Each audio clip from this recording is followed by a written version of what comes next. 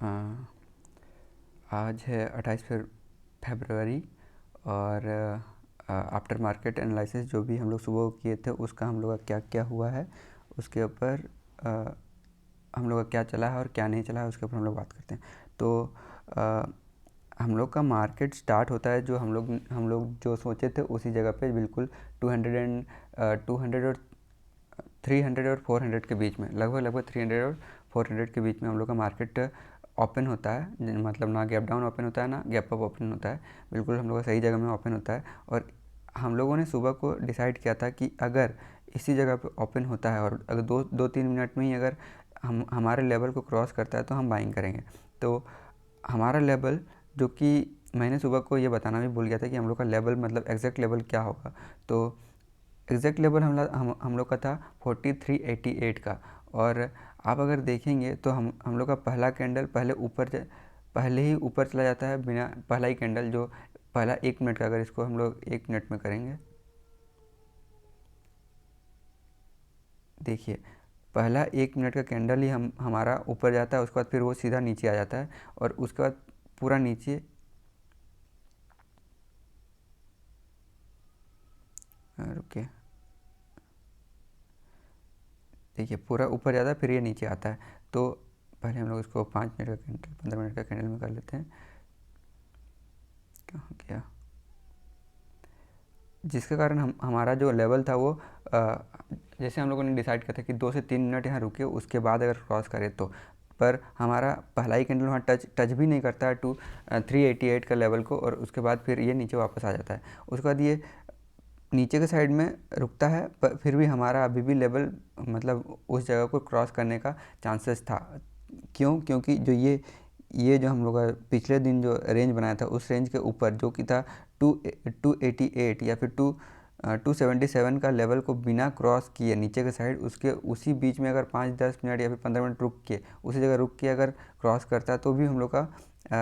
अपना ट्रेड के हिसाब से बन सकता था, लेकिन ये हुआ नहीं। और आप अगर देखेंगे तो इसको अगर 5 मिनट का कैंडल में करें तो हम लोग देखते हैं। देखिए ये वाला जोन की बात कर रहा हूँ, जो इस जोन को हम लोग को नीचे की तरफ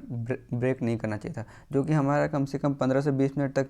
था भी, उसको ब्रेक किए बिना ही उसके ऊपर ही क्लोजिंग दे रहा था हर कैंडल पर। उसके बाद एक बार बायर्स आए और बायर्स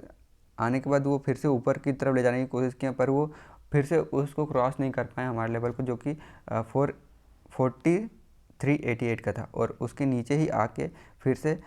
इस लेवल को, जो नीचे का हमारा लेवल था उसके नीचे आ गया। तो मतलब इस रेंज के बीच में आ गए और फिर हम लोग उस रेंज को फिर क्रॉस करने नहीं उस रेंज को हम लोग क्रॉस नहीं कर पा रहे थे, उसका फिर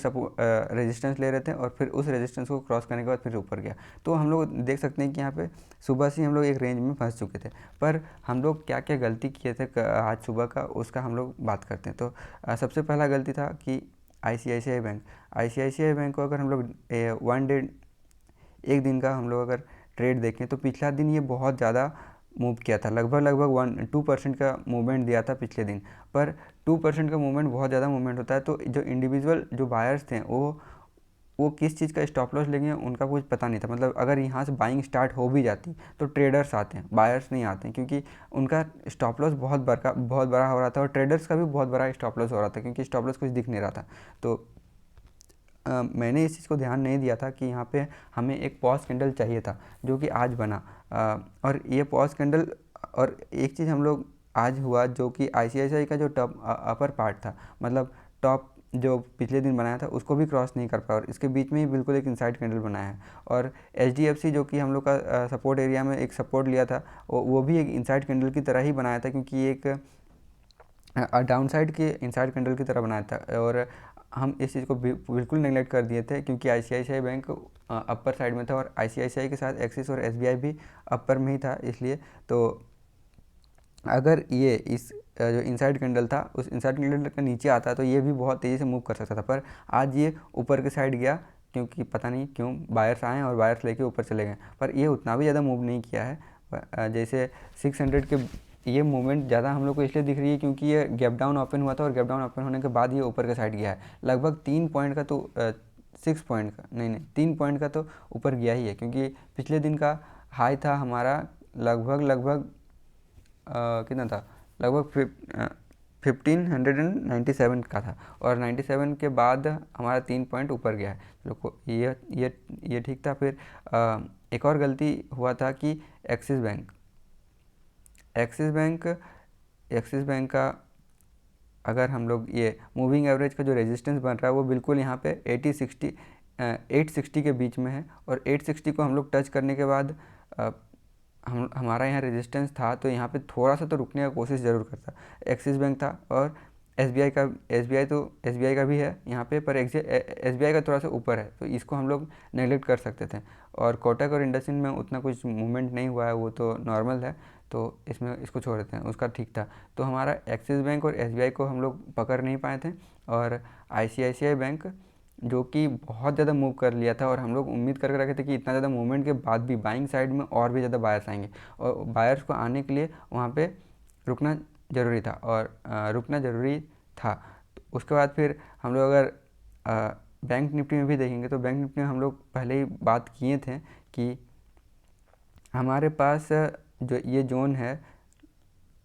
15 मिनट करते हैं, जो 400 से 500 का जो रेंज है, 444 और 555 के बीच का जो रेंज है, वो हमारा रेजिस्टेंस तो है ही, क्योंकि साइकोलॉजिकल रेजिस्टेंस वहाँ पे रहेगा ही। तो उस रेंज को हम ये इसमें गलती किए थे कि मतलब मेरा रिस्क यहाँ पे बन रहा था कम से कम 100 पॉइंट का, हम 100 पॉइंट्स का मतलब इंडेक्स का 100 पॉइंट्स का हम रिस्क लेने को तैयार थे, क्योंकि बस इसलिए क्योंकि देखिए यहाँ भी रेजिस्टेंस बन रहा था, एक्सिस बैंक और एसबीआई में भी रेजिस्टेंस हो रहा था, रेजिस्टेंस बन रहा था, और ये बैंक निफ्टी में भी रेजिस्टेंस बन रहा था। ऊपर से आईसीआईसीआई बैंक भी बहुत ज़्यादा ऊपर जाने के बाद कुछ भी बिना कोई, बस आईसीआईसीआई बैंक ऊपर जा रहा था, इसलिए हमको उम्मीद था कि ये ऊपर की तरफ अभी भी मूवमेंट करता ही रहेगा, पर ऐसा हुआ नहीं। हाँ, पर अगर हम ये 88 का लेवल को अगर क्रॉस करता, तो हमारा आज का मूवमेंट इतना ही हो सकता था कि 4555 यहाँ तक जा सकता था, और उसके बाद फिर से सेलर्स एक्टिव होते हैं, उसको फिर से नीचे ले आते हैं। पर हमको इतना कम